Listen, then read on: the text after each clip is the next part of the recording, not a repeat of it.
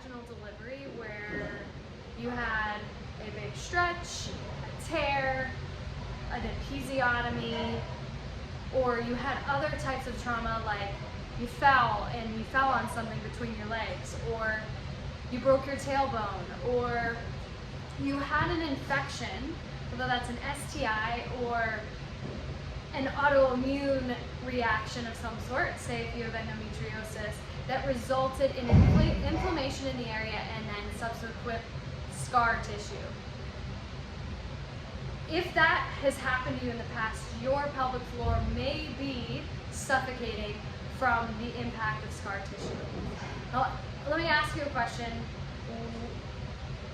We have to wear masks in most places right now. Are you able to breathe as well with your mask on?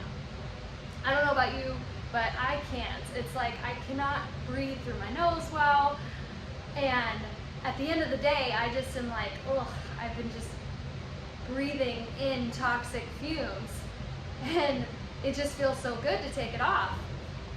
I can only imagine if they got more stringent on masks and like didn't allow us to breathe in different areas of our either nasal cavity or oral cavity. Like, that would be a mess. The reason why I bring that up is scar tissue is kind of like the mask, especially the second type of mask.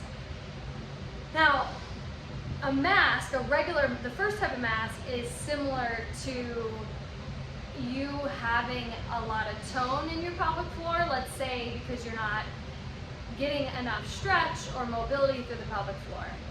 That's a lot of people that are going about their day and they feel stiffness in their hips, or they just feel like sex could be better or their workouts could be better. That's like wearing a mask.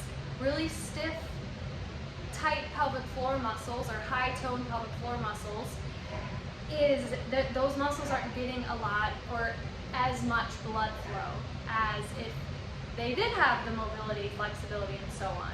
Kind of like me breathing without a mask versus me breathing with a mask. Now, scar tissue is kind of like having a mask that plugs us up in some area of the nose or the nasal cavity. Scar tissue basically is a disorganized group of other types of connective tissue, stiffer connective tissue, and it's disorganized. And as it infiltrates an area, it grabs on to whatever it can. And so when it's doing that, it can grab onto perfectly healthy tissue. And while it grabs onto perfectly healthy tissue around it, it creates it impacts that tissue's ability to move. It can even contract so much, the scar tissue tightens so much that it tightens the muscle tissue itself. And so there's less blood flow in the area and just general, like it's not functioning as it can. So how do you know which one are you? Well, the way you know is having an exam. And if you don't want to see a pelvic floor physical therapist, the first thing I say is, hey, it's your vagina, you can put your finger in it. And you insert your finger, like up to the thumb down, insert clean, thumb towards the back door, the anus, probably halfway or the full way, and you just feel the contour. Number one, it needs to be able to move. There should be good bounce. So when I tell my patients what healthy tissue feels like, it feels like the inside of your cheek. It's smooth.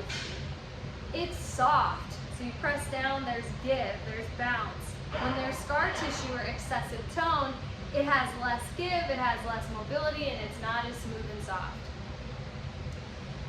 The other thing that you're looking for is, is it painful in areas around? And there's a lot more areas than I just described, but that's just a quick screen.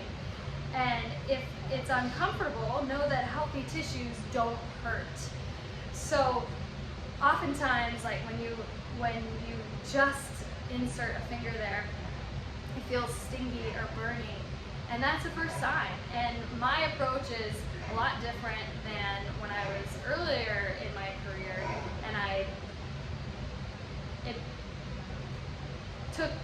it's not wrong, but I was just less experienced, and I I didn't wait for the tissue to respond. So basically I find a restricted area and I just wait for the tissue to trust me, to heat up, and then it just like melts away. It's pretty crazy.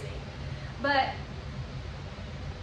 what people often do is they don't get help after the tear. They don't get help if they suspect there's restrictions. And oftentimes they don't even know that there could be restrictions. But this area is an area we tend to hold stress in. We use it all the time because we're going to the bathroom regularly, and our pelvic floor muscles help support the bladder and rectum and function for us to go to the bathroom regularly and without problems. So it's working all the time. And then if we're active or not active, you can have both.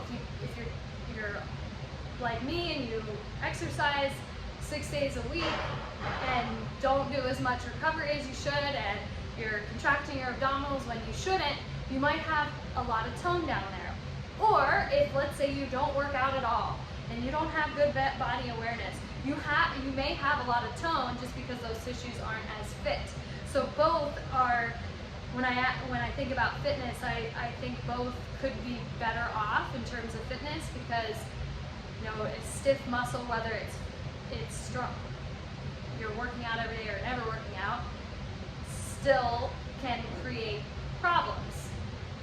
And we should address both. It's just the approach is a little bit different. So what do you do about scar tissue?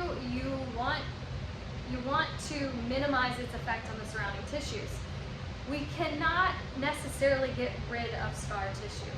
And I say we, as a pelvic floor physical therapist and other healthcare providers, and you yourself, you can't just like pick it up and throw it away. But you can minimize or mitigate its effect on other surrounding tissues by working on the other tissues. Basically, doing a sort of a manual technique to create a local metabolic effect or local heating effect to the tissue, so that it essentially can release from the scar tissue. Sometimes people respond really quickly, a couple sessions or 2 to 4, just depends on their background, and sometimes all they need is just one session and then maintenance from there. And it's amazing what a pelvic floor that can now breathe can do. I've so much seen patients on their first visit and I'm like, oh my goodness, this doesn't look good. This I'm saying in my head, and I give them a very professional but honest assessment and what I'm finding. And then I'm like, but look, I can't make any determination about your muscle performance until we change the overall tone from where you are today to something that can actually function. When it's so tight, it can't function. And once it's able to function, then I can say, okay, this is what we're dealing with. And it's insane how people cannot contract their muscles one day, and then when they have the flexibility and the awareness, it's like night and day. It's absolutely insane. So a question for you is, have you experienced any of the trauma that I described, and what did you do about it? And are you tired of living in suboptimal sensations of your body, whether that's with sex, whether that's with exercise, whether that's just with your daily life? Stop suffering now and get help. I want to know what you think. Please let me know in the comments if you had an experience that you can share, or if you have questions, post them in the comments. If you're local, reach out to me and we can set something up to chat. And if you like what you're hearing, please rate, press the like button, comment, and subscribe so that you are notified every time a new video is released.